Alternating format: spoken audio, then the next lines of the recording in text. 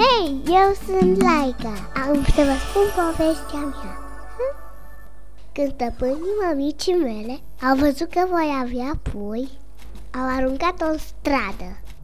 Așa că soarta mea a fost să mă nască în stradă.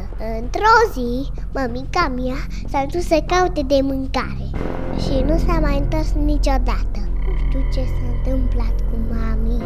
Mi-era atât de frică singură pe stradă. Din fericire m-au găsit niște copii și m-au dus la veterinar. Acolo am primit de mâncare și am fost îngrijită. Am fost vaccinată, știi? Am primit medicamente pentru a fi sănătoasă. Doctorul a spus că o să mă sterilizeze, pentru că altfel voi avea mulți pui și ei vor avea puii lor, iar puii lor vor avea și ei puii lor.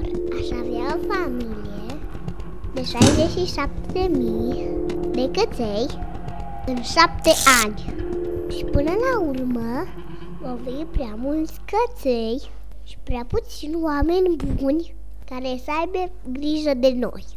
Mai târziu, copiii s-au întors cu părinții lor și m-au luat acasă la ei.